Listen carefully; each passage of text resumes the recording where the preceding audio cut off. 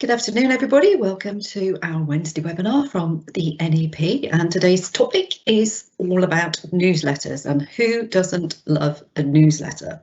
But who amongst us hasn't pressed the send button of their beautifully composed newsletter and then immediately realised that they'd spelt the name of a very important person wrong, or they got the wrong date, or they hadn't updated the crucial statistics?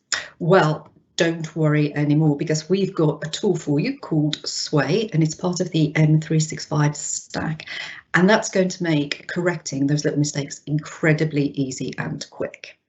So what we're going to do today is show you how to create one, or rather David is going to show you. So hello David, are you there? Yeah, good afternoon everybody, hope you're all well. Smashing. And we're going to do this in 4 sections. So we're going to explain to you what a Sway is and when you should use it, how you build one. David's going to give a really quick demo of how to create a simple one. Then we're going to talk a little bit about collaboration and distribution, because you don't have to work on these newsletters alone. You can collaborate with your colleagues. We'll show you how to send them out, and then at the end we'll get to your questions. So don't forget, the Q&A chat is open. Put your questions in there. We'll come to them at the end. And also remember that this session is recorded and will be available for you to watch back again later. So David, over to you to tell us all about Sway and how and when you should use it. Great, thanks Lorraine, and let's get into Sway. And it's something that we've been using in the NEP for some time, and it is part of your standard build. Now I'm going to be playing mainly with some demonstration content today for you, some of it based on things we've already put out there, some of it based on we'll build a Sway. So what is Sway and where should it be used? So Sway is a really simple, in a nutshell, it's a way of building a micro website that you can use in many different ways. So it can be a newsletter, it could be a presentation, it could be all sorts of tools. Now, first thing I'm going to point out is, if you use the Enabling Center, there is a guide within the Enabling Center on how to use it straight from Microsoft. So if you just simply click on Productivity Tools and what is Sway, you can go through the quick start guides, all the information there from Microsoft that's updated as the functionality in the product is updated. It's all in here for you to be able to access. But I'll take you through our experience in the NEP of using them. So Sway is basically a virtual microsite newsletter product. It's built within the platform, it's included within the NEP build, it's there for you to use. A couple of house rules: it's not for using for intelligence. It is a product that is encouraging you to share. That's its whole point. It's very easy to share content on a Sway. So we say not to use it for intelligence and briefings of anything sensitive, so nothing that would contain official sensitive information. And that's partly because where the data is currently hosted, it is moving closer and closer to home, but the data could be hosted in the US, so we don't particularly want to use it for that. But to be honest, there are better products for those areas of business. So when should you use it and when should you? The best tool for this is our newsletters. If you've been getting our newsletters, and just to give you an idea, we've published 11 Sway newsletters in the last 12 months, and over 20,000 views have taken place of those newsletters. So you can already tell there's some metrics hidden in here that might be useful to you. So what you've got on screen now is a copy of our latest Sway in a very visual format. Different sections in there, produced within our corporate branding. And if you look at the bottom there, there's even a contents bit, so you can just go straight into the contents, read around what you want to. It produces itself on a mobile phone really simply. So if I shrink it down, you can see it's already starting to render to a smaller screen width. Do it again down there to mobile phone length. It works on a mobile just as easily as it works on any other tool.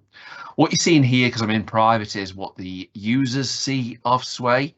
And you'll see right at the top there, there's a share button there for them to be able to share that content on with colleagues in Teams. So you can imagine you post an internal newsletter out, it goes out to colleagues, they could then copy that link and share it into their Teams, share it into social media, etc. And you can see even here on this particular one, I've allowed the users to embed the code into things. These are all options you can control. The other point as well is you've got animations you can turn on and off, and you've got an accessibility view. So if you joined us a couple of weeks ago when we did the accessibility webinar, you can see that Sway is very good at being able to produce the same content for people who need it with better accessibility than the normal view. So again, the user's point of view, they've got lots of control over it. So let's take it into how to create a Sway. So just run straight to your Office account. And if you head into your apps, you'll find that Sway is there for you. So find it there, it is there, Sway.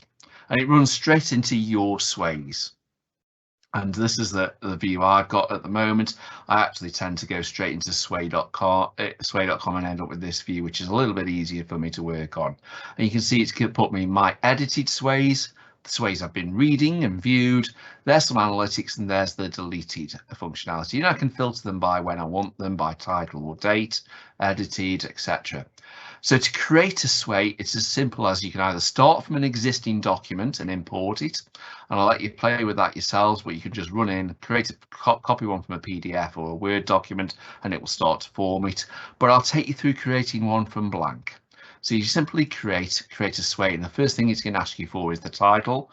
So let's put a nice simple test into here, demo webinar, so I know where it is when I come back to it. And I'm going to build it as, think of it as Lego building blocks, or thinking of it, if some of you have ever done any website building, it's a lot like that, but you don't need any skills or codes to do it. So the first thing it's asked me for is the header, the title of the webinar, and then that little plus button's allowing me to build my Sway newsletter.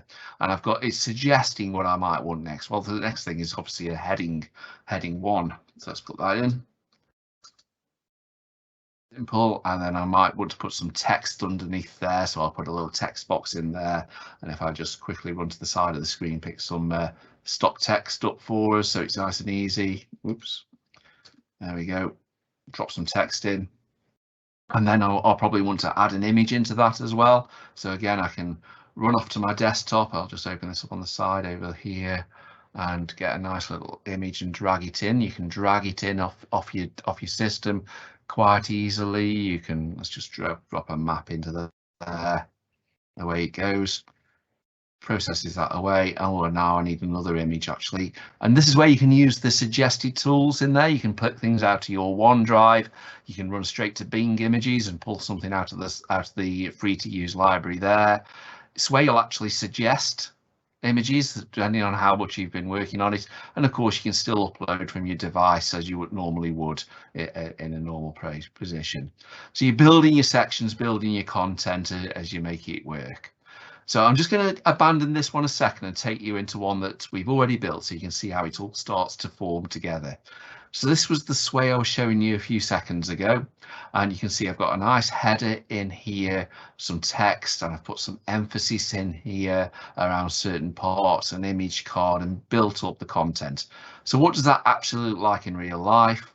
As you can see, I put an image there. I didn't put an image in the header, so it's put a nice coloured block in there for me. There's the text, and it's put the image to the side, so I can see what it's doing and moving it forward, and I can format it as I move down the site. The important thing to do is here is you don't get to choose your fonts and bold and italic. It's very simple in the ways you're doing it because the format is dictated by the template you're using.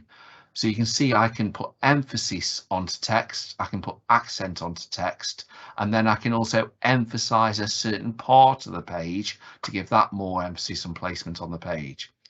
When it comes to images, again, it's the same thing. I've got 3 levels of emphasis, 3 levels of how big it's shown on the page. Set the emphasis to intense, moderate, or in this case, subtle.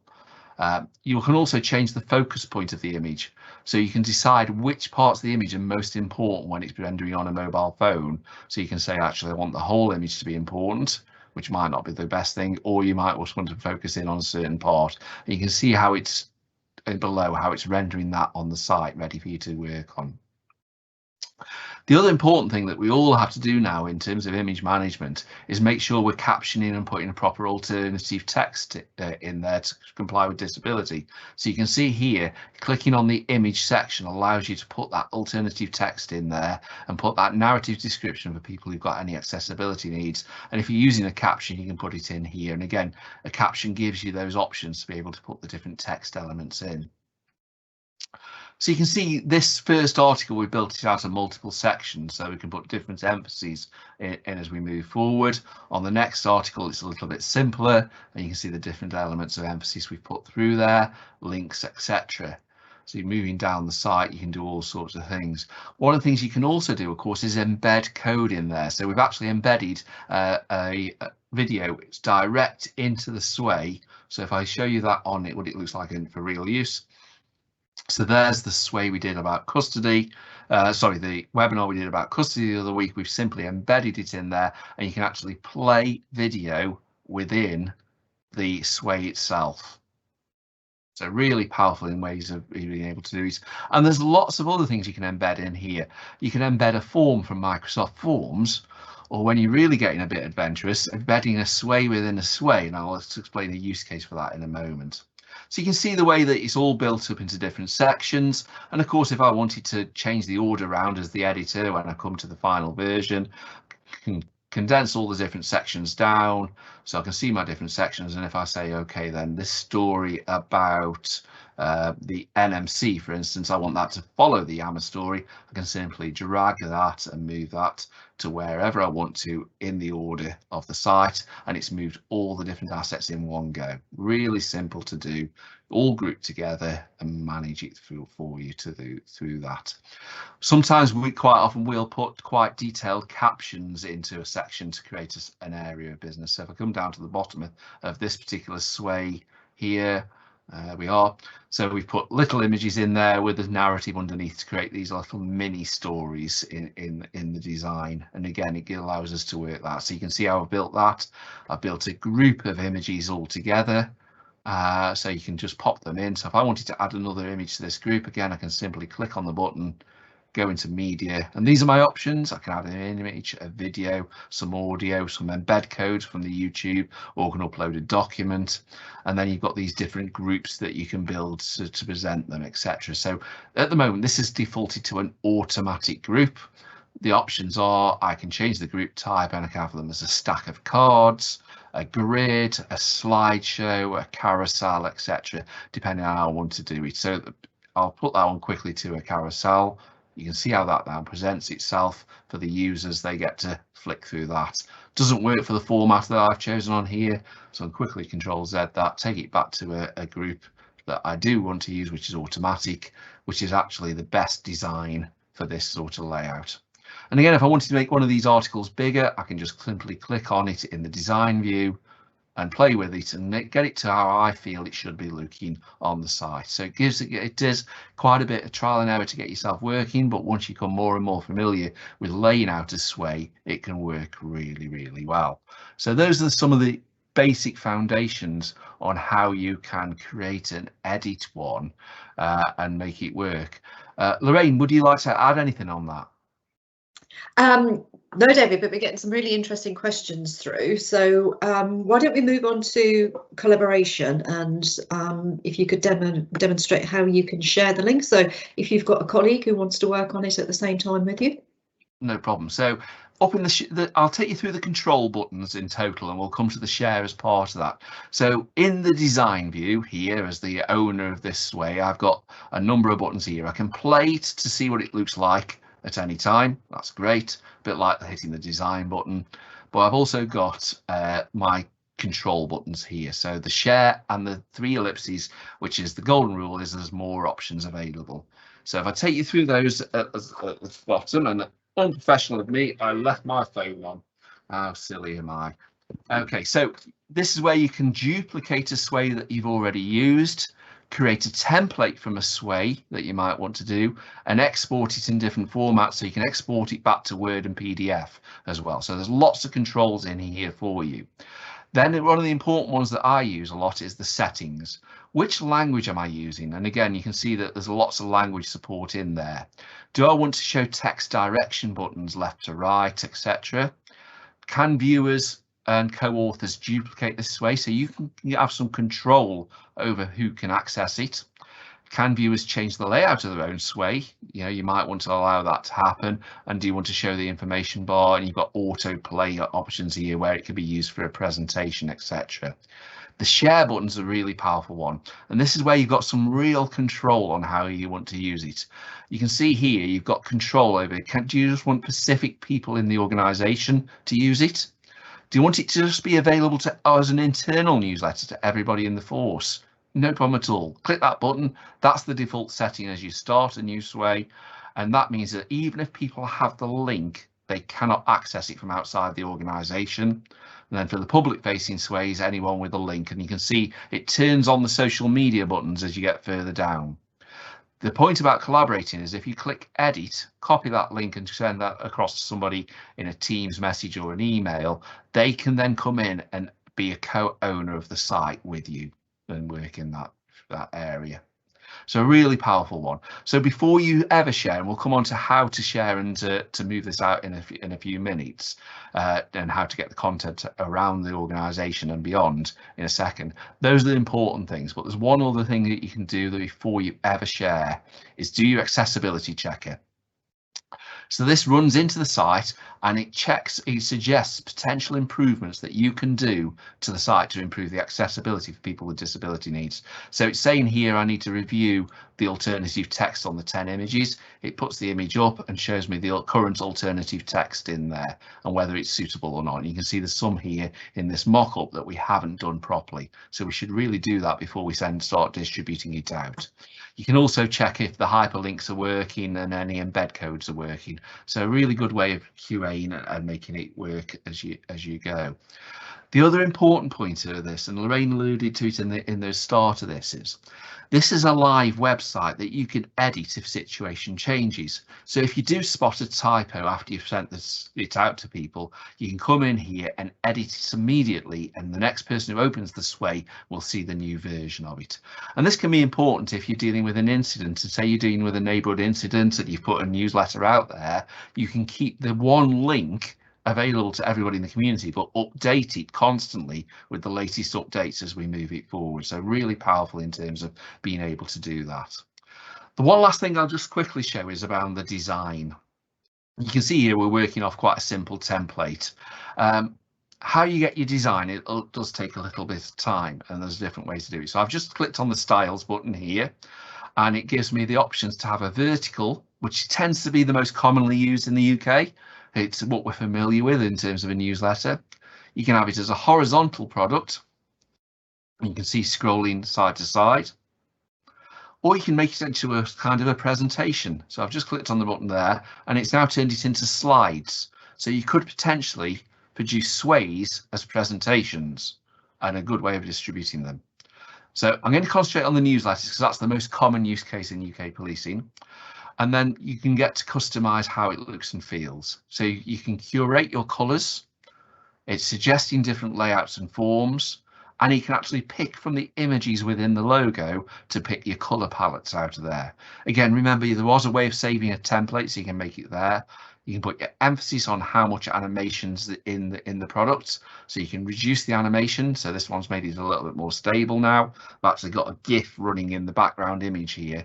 As you move it down, you can see it's not really doing much animation. If I put it into intense, let the dots work. As the screen presents up, it produces more and more animation to make it feel more alive, and you can control how big you want the text to present to the users there. Your font choices are set here, and again this is around accessibility. So do you want a serif font, a non-serif font? What fits in closest to your area of colours, and again your colour palettes here. And if you change a colour palette or design, it instantly changes it to the whole product.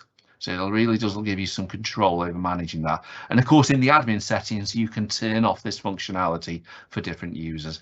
And then you can always go for the old remix button and let it try and work out the best design based on what it can do for you. once you find a style, you tend to stick with it and set that as a template, but it is there to help you to make really interesting, accessible content, and you move things forward. And of course, where it's got this watermark design in the back, in accessibility view, that vanishes. So again, you can have a lot of control on that. So that's kind of how you can design it. Let's talk quickly about how you share the content on. So this is a sway we're happy to produce now. So if I'm going to run back to my sways here in this top button here, you can see I'm back into my edited sways, my demo sways, what I've been working on. I can see what's most recent. I can see more here, so I can see all the different sways we've been producing. I can see which sways I've been viewing, so if they come into me and I don't perhaps own them, I can view them. I can see the analytics here. So the demo sways had 2 views, but the NMC sways had 230 we published. The monthly outcomes that we hope we'll post into the chat linked, so you can view it as 690 outcome views, 2 minutes of average reading time, 26 people have completed it. And the AI is also giving me some detail of how deeply people have been reading the sways to give me an idea of how it's being worked. And again, you can see here by title, you can bring them up and get that bits of data.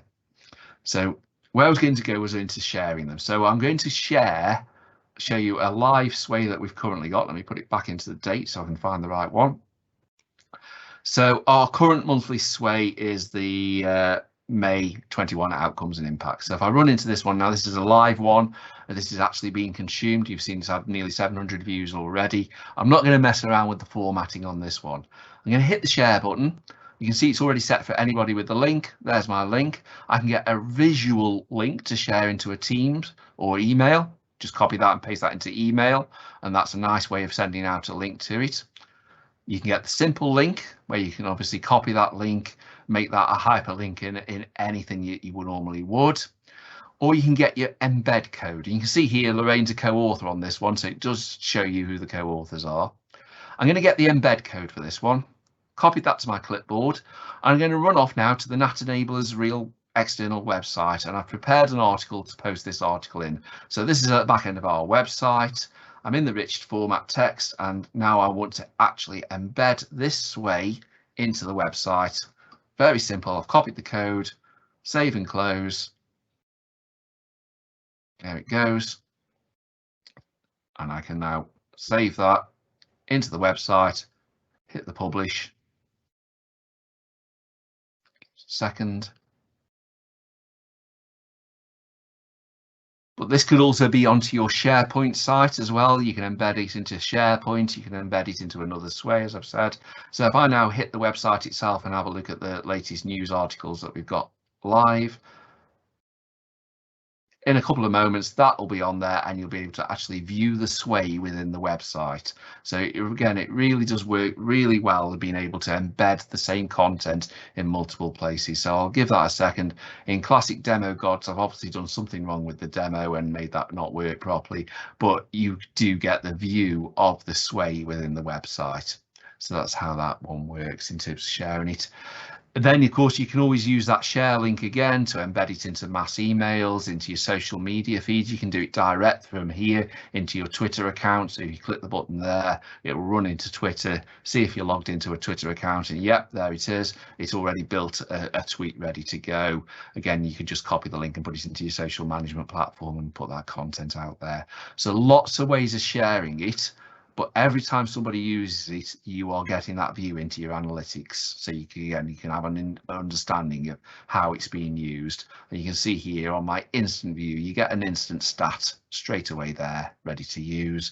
And there's my saved templates, some demo ones from Microsoft, but as I begin to save templates, they can get there. And of course, Microsoft's really good at showing you other ones that are out there. So these are ones that they are suggesting that you can have a look at to give you some inspiration on how to use them. Just conscious of time, Lorraine, I bet we've got a few questions. I can see 12 in the queue. Do you want to pick out what I haven't covered? Yeah, we have. We've got a great one to start with, and sadly it's anonymous. I would have loved you to have put a name to this one, but let me read it out. The freedom to do as you please terrifies me, having seen some of the abominations colleagues have created in force. I'm all for creative freedom, but I have in my vision dancing clowns and gifts a la intranets of the early noughties. So let's talk a little bit, Dave, about what kind of scenarios you might use these newsletters for, and what kind of governance that you could potentially put around them, so that doesn't happen for our anonymous guest here, who is terrified. Yeah, no problem. This, again, I share your view. You know, those of you that know me know that I've done this job in force around community newsletters, etc. And I'd love this tool to be available, but I would share your view about giving everybody access to create sways and send them out to the world. You know, governance can be developed, and we have put a governance template in the enabling center in the comms section, so you can do that in terms of your data management. And just quickly, before the question does come up, you don't need a DPIA for Sway if you're only putting content that you're going to publish externally, or it doesn't cover any issues. We've had some legal advice from our solicitors on this, so let's just get that one out of the way. But in terms of how would I deploy this into a force for neighborhood newsletters and etc., because it's a part of the Microsoft suite, we can be really clever and manage which groups have access to which functionality. So you could have it that the comms team have all the functionality in the world to control them, to create templates, but then share the template with a neighborhood team to create their content on a template, but then they can only share that back with the comms team, who then can simply click one button to create a duplicate version, make sure that's the version that's ready to go, and then provide the link back for it to be shared beyond the organization or within the organization.